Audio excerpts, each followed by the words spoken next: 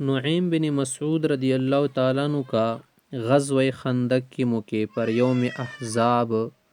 کے موقع پر عقل مندی اور دانشمندی کا کارنامہ سر انجام دینا۔ نعیم بن مسعود رضی اللہ تعالیٰ عنہ کے متعلق یہ مروی ہے کہ غزوہ احزاب کہ وہاں کافر بہت زیادہ آئے تھے نا، اس لیے اس کو یوم احزاب بھی کہا جاتا ہے۔ بہت سارے لشکر آئے تھے مسلمانوں کے خلاف، لوگوں پر خوف چھا رہا تھا۔ نعیم بن مسعود رضی اللہ تعالیٰ عنہ آپ علیہ السلام کی خدمت اقدس میں حاضر ہو کے عرض کیا، یا رسول اللہ، میں اسلام قبول کر چکوں، میری قوم میں کسی کو اس کا علم نہیں ہے، آپ مجھے اگر کوئی خدمت سپرد کرے تو اچھا ہی ہوگا۔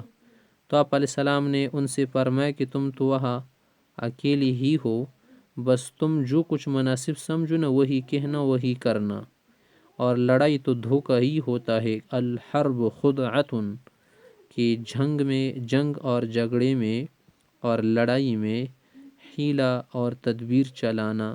اور چال چلانا جائز ہوتا ہے۔ تو نعیم بن مسعود رضی اللہ عنہ وہاں سے جا کے بنو قریظہ کے پاس پہنچے، اور یہ بنو قریظہ کے لوگ زمانۂ جاہلیت میں ان کے ساتھ نعیم صاحب کی خاصے تعلقات تھے۔ تو ان کے پاس جا کے ان سے کہا کہ یہ بنو قریظہ کے لوگوں میں تم لوگوں کا دوست ہو، تمہیں معلوم ہے اور تم مجھ سے اچھی طرح واقف ہو نا۔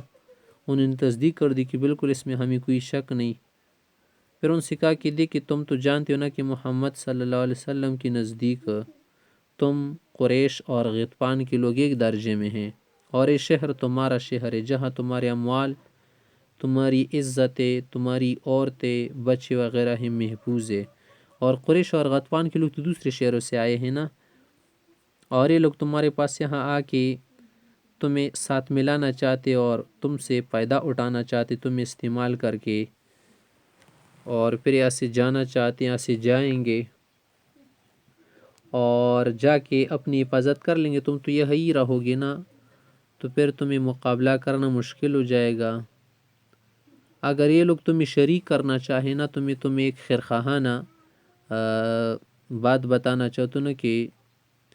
تم ان کو ساتھ مت ملانا، پہلے ان سے یہ مطالبہ کرو نا کہ تمہارے خاندان کے، تمہاری قوم کے چند معزز لوگ، چند بڑے سردار ہمیں رہن کے طور پر رکھ دو، گروی کے طور پر رکھ دو، ہم ان کو کیا کریں گے اپنے پاس رکھیں گے کہ خدا نخواستہ اگر آپ لوگ جنگ چھوڑ دیا میدان میں، ہمیں چھوڑ دینا کو کچھ نہ کچھ تو حفاظت ہماری ہو جائے گی،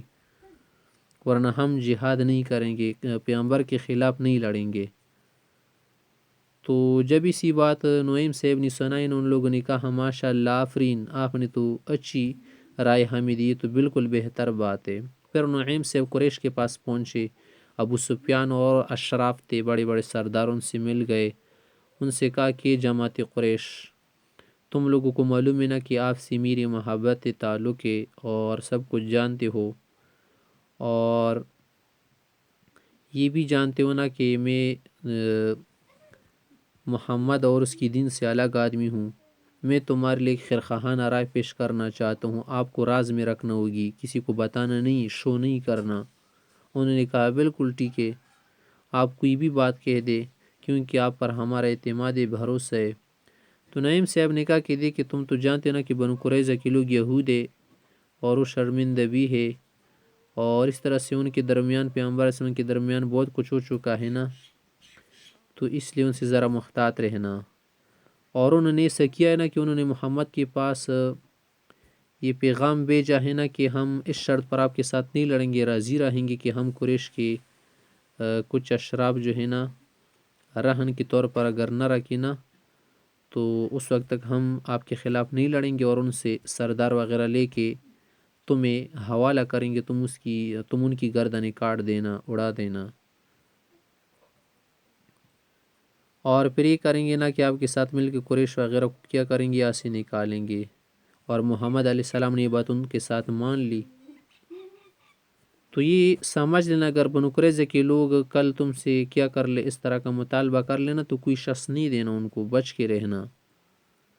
ان کو بھی کیا کر دے، ان کے کان بھر دیے۔ پھر ان کے بعد حضرت نعیم بن مسعود سے قبیلہ غطفان کے پاس پہنچے، ان سے کہا کہ غطفان کے لوگوں، میں تم لوگوں میں سے ایک شخص ہوں، انہوں نے تصدیق کر دی، پھر ان سے یہی کیا کر دی، یہی چال چلائی۔ جب اگلا دن ہوا نا تو بنو قریظہ کے پاس ابو سفیان نے اپنی طرف سے اکرمہ بن ابی جہل کو اور چند قریش سرداروں کے ساتھ بھیجا کہ جماعتی یہود، ابو سفیان تم سے یہی کہتا ہے نا کہ یہ جو فتنہ ہے نا تم اس میں سب چھوٹے بڑے ہلاک ہو جاؤ گے، اور پھر ہم جو یہاں آئے ہیں نا یہاں قیام کرنے کے لیے تو نہیں آئے ہیں نا،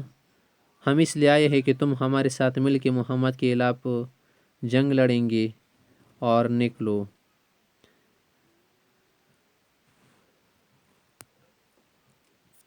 تو یہود نے کہا نا کہ یہ بات تو تم ٹھیک کہہ رہے ہو کہ ہم ان کے خلاف لڑیں گے، لیکن تم نے ہمارے پاس کچھ لوگوں کو رکھ نہیں ہوگا تاکہ اندیشہ باقی نہ رہے نا کہ تم قتال سے بھاگ کے یا اسی طرح سے کچھ اور کر کے چھوڑ کے ہمیں اکیلا ہی چھوڑ دو یہاں پر۔ تو ابو سفیان نے کہا کہ یہ بات تو بالکل ٹھیک نکلی، ابو نعیم بن مسعود نے تو ہمیں ٹھیک خبر دی تھی۔ تو پھر کیا کر دیا ابو سفیان نے کہا کہ ہم تمہیں ایک آدمی بھی نہیں دیں گے، چلو اگر لڑنے ٹھیک ہے، نہیں لڑنے تو بیٹھے رہو۔ یہود نے کہا کہ بالکل بات وہی ہے جو نعیم نے ہم سے کہی تھی کہ ان لوگوں کا ارادہ یہی ہے کہ ہمیں ملا کے ہم سے فائدہ اٹھا کے پھر ایسے بھاگ کے ہمیں اکیلے چھوڑ دے، میدان جب خالی چھوڑ جائیں گے تو ہم کیا کریں گے، تنہا یہاں پر کاٹے جائیں گے۔ تو اس طرح سے کیا ہو گیا، ان کے حوصلے پست ہو گئے، ان پر رعب دبدبا جم گیا، ڈر گئے، ان کے دلوں میں خوف پیدا ہوا، اور ساتھ ساتھ اللہ پروردگار نے ان پر آندھی بھیج دی جس سے اور وہ کیا ہو گئے، گھبرا کے چلے گئے۔